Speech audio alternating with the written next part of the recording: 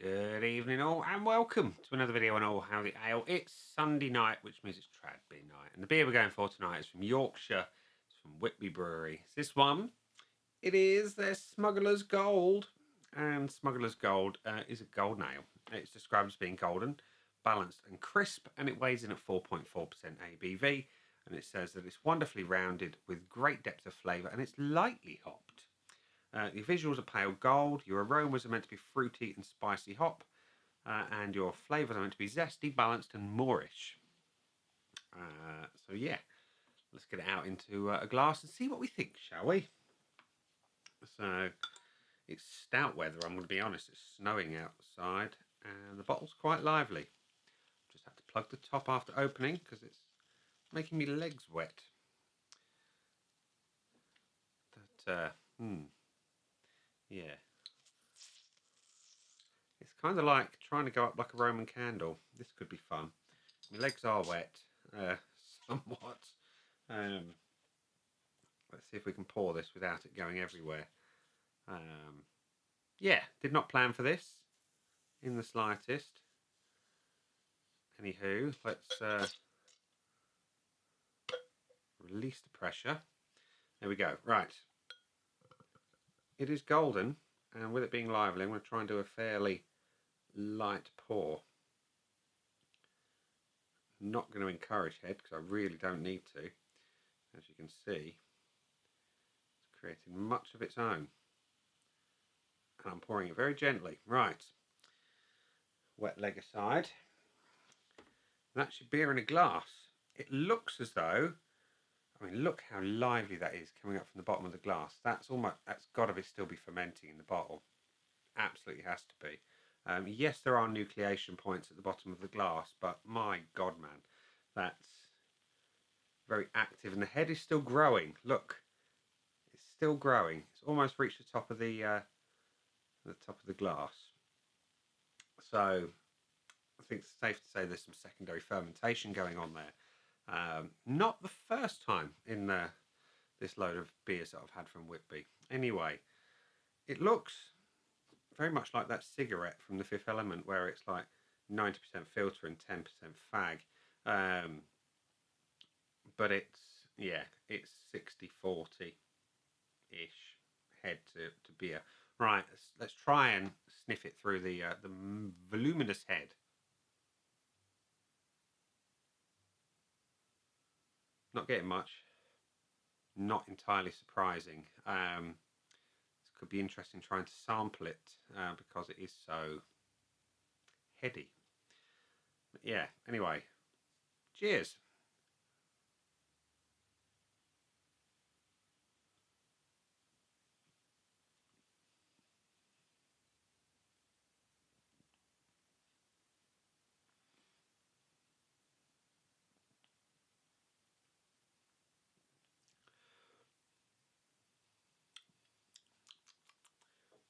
It's meant to be zesty, balanced and moorish.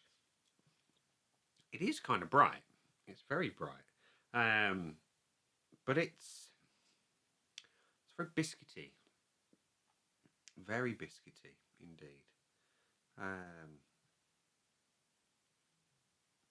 Yeah, lots of biscuit malt coming through. Slightly citric hops.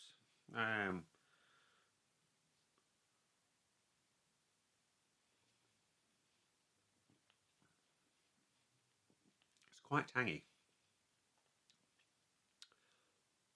Not in a sour way. That could have explained some of the gassiness, but it's not. It's tangy in as much as zesty. Zesty, I suppose, is a fair way to describe it. Body is light. Carbonation is huge. Flavours are zesty with biscuit malt. Otherwise, it's a fairly basic golden ale. Low on the bitterness front. I'd probably say, what, in my terms, 2 out of 5 at most.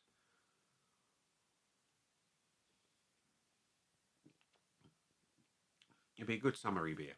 There's no getting away from that. It's a bright summer flavour profile. Late summer into the evening as it's cooling down. That's the kind of time you'd want to sit and drink that beer.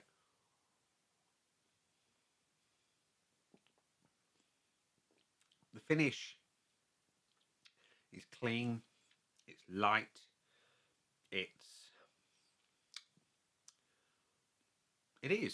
It's clean and light and refreshing. And they say moreish on the flavour. I kind of get where they're coming from because I do want to just go and have another sip. I think it's the biscuit malt that's doing that.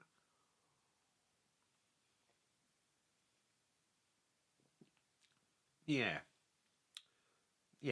There we go. Right. Scoreboard of joy time. Here we go. It's currently void of everything apart from the black letters. Let's fill it in with the red pen of judgment. And visually, we'll start there. We'll try and pour some more without generating 6 foot of head. I think I'm going to fail. Now, after the IPA that I had a few weeks ago, I did get in touch with Whitby, asking if these are,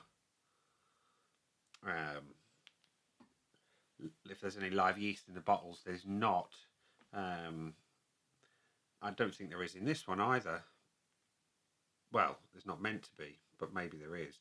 I can see some inclusions. I don't know if the camera will pick them up. I'm just about seeing them this side of the glass. I suspect some secondary fermentations occurred, and there's perhaps a little too much yeast, because I'm seeing little yeasty particles, quite a few of them. If I turn the glass, maybe the laws of physics be in my favour. You may or may not see them, I don't know, but I suspect there is some secondary fermentation going on. Anyway, I like the colour. It's got a great sized head. Let's pretend it's got like an inch of head. The colour is nice. I like the slight haze to it. I'm going to give it 0.8 on the visuals. Had it had a perfect head, I probably would have given it a full point. But right now, I can't. Anyway, the aroma, there's not a lot of it. They mention, what did they say? They mention the fruity and spicy hop. They say fruity. I'm not getting fruity. They say spicy hop, yes. Slightly medicinal vibe. It's very light. You're really quite hunting for it. I'm going to go 0.6 on that one. I like what's there. I just want an awful lot more of it. And I'd like some of the fruit that they mention as well. Yeah. Anyway, the body. It's light to medium. Like I say, with massive carbonation, quite clearly.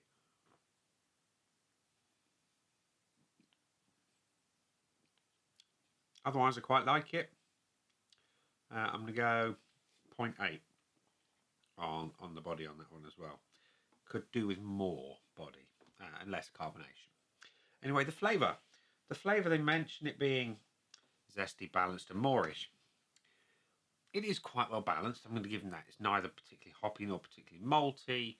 It's not particularly bitter. It's not particularly sweet. In that sense, it is well balanced. Moreish, yes, the biscuit malt kind of does do that to you, because I love biscuits. I'm fatty. So that always appeals. And the slightly citric hops, yes, I get where they're going with the zesty. It does taste a little yeasty though, which might explain the excitable nature of the beer. Take away that yeastiness, it'd be really good. I'm going to go point. My red pen's running out.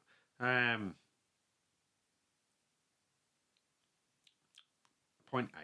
Let's go 0.8 again. And the finish. It's light. It's clean. It's refreshing. It's crisp. It's not a million miles removed from a fairly heavy lager in that regard, which is quite a good thing, to be honest.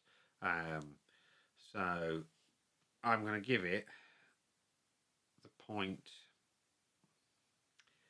I'm going to go to 0.8 again because I want more of the hops on the back end. I do say it's lightly hopped, I know, but I want that presence on the back end. So what's that got? That's got 3.8 out of 5, which is not a terrible point score given the disastrous opening. It can't have the full bonus because it didn't get 5 out of 5. Would I buy it again? On the evidence of this particular one, probably not. No, I prefer their IPA. I just do. It's got more flavour. It's more my thing.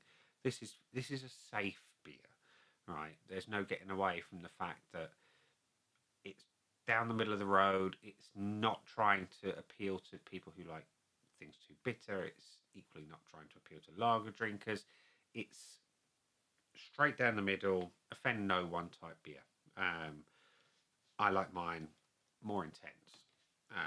Not necessarily in the ABV, but in terms of the flavour profile. Anyway, value for money. They are value for money at Whitby. Like I said to you before, and all the other ones recently, they gave me a good deal on a big selection of beers. So, yeah, value for money, I'll give it one. Despite the underwhelming performance of the pour. So, yeah, 3.8 out of 5 for me with a value for money bonus for good measure. So, if you like your beers balanced, sensible, what's the word I'm looking for? Middle of the road, then Smuggler's Gold is probably a beer for you. If you like them with more intensity, then perhaps give their IPA a try, because that has more about it. So yeah, safe beer is Smuggler's Gold. And we'll leave it there and say, that has been the beer. I've been me. Those down there are the buttons. You know exactly what to do with them by now. You've got your like, comment, dislike, and subscribe. Choose any combination of them as you wish. And I'll see you again soon for another one.